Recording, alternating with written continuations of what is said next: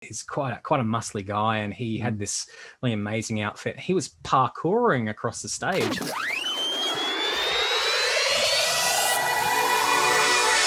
you've got a bit of a story about visiting the Globe Theatre in London.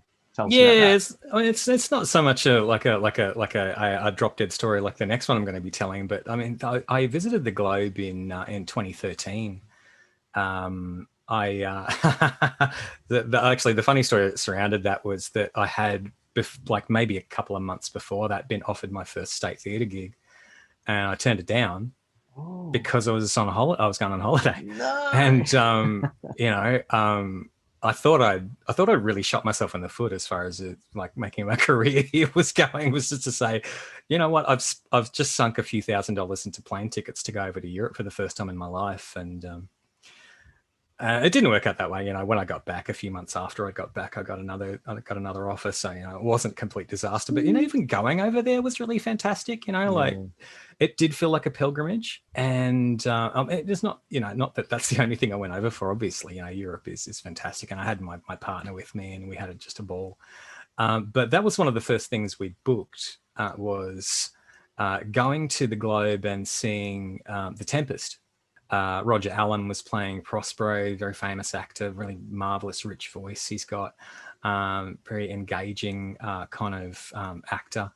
And it was really traditionally played, and I was very impressed with the space and that sort of thing, and what they'd done with it as far as production value is concerned. They'd kind of really stripped it back to what it probably used to look like, as far as the boat wreck was done in the crowd. Like a few of the sailors were carrying this model boat through the crowd. It wasn't kind of there wasn't a big set piece of a boat or anything like that that was broken. The actor who was playing Ariel, I can't remember his name. I know his first name's Colin because same. But yeah, he was the main actor in the Merlin TV series. I'm sure it'll come to me eventually. Oh, yes, 3AM. I know who you mean. Yeah. That guy. He was playing Ariel, and he's quite a muscly guy, and he had this really amazing outfit. He was parkouring across the stage instead of kind of Ariel being very ethereal and unearthly. He was just using every little bit of the stage to his advantage and hanging off it and rolling and that sort of stuff. It was really cool. And how did they contrast that with Caliban? Oh yeah, right. He's Caliban often was portrayed as a real kind of down earthly, brawling. I guess sometimes Ariel, I think, was kind of hanging off the stage a lot more than Caliban was. I think Caliban was much more low to the ground. That's probably where the contrast was. But beautiful, really gorgeous production. And although the Globe isn't the original, it's a rebuild that they did 50 years ago. And it's not even on the original site of the Globe. It's a few blocks back from and it's a little bigger. It's a little bigger. It's still what an experience, to be in that space. And I thought, wow, I would really love to perform here.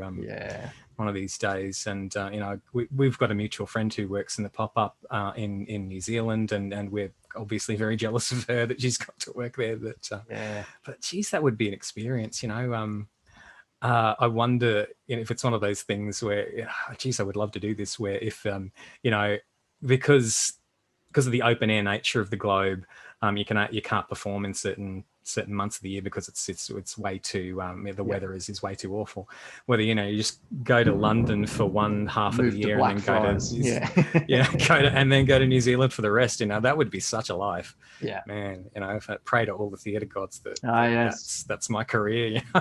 So I'm hanging off the back of that prayer, my friend.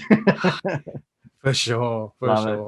Yeah, I I have a friend who I'll actually be doing some chats with for the 100 Days of Shakespeare, who was the lead costume designer for fantastic. The Pop-Up Globe for the first few seasons. And how awesome! I went over to Auckland for the first season and just went take all of my money, and I did the workshop, and I actually got to stand on the stage and do a bit of a monologue in the space there.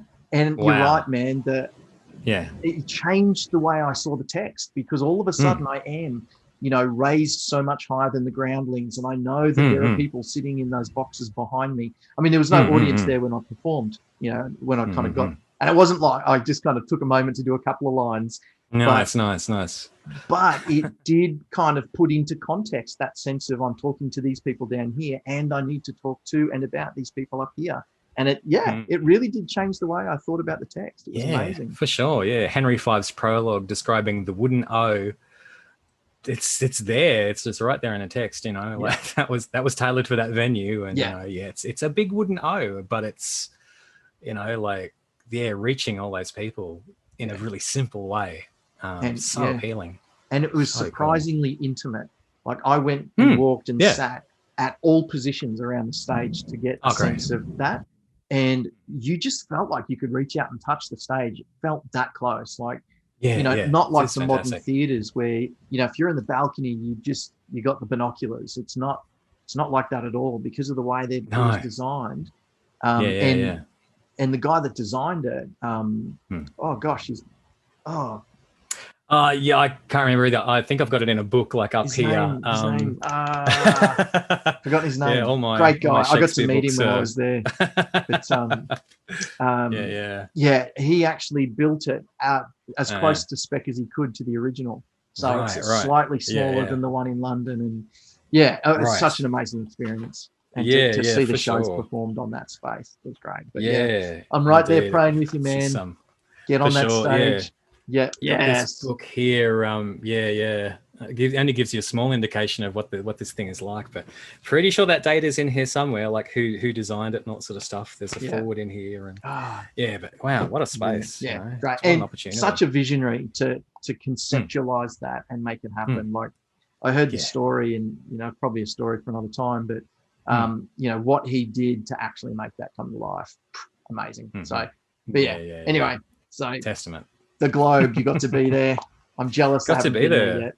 Yeah, want to go back, with a staff card and, backstage and with a script. And that would be just ace. That would be amazing.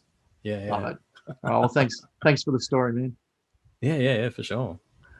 There we go. Thanks for watching. Appreciate you being here. It would be great if you could give this video a like, subscribe to the channel, and hang around and check out some of these other videos that will appear and dig a little bit more into Shakespeare. I'll see you soon.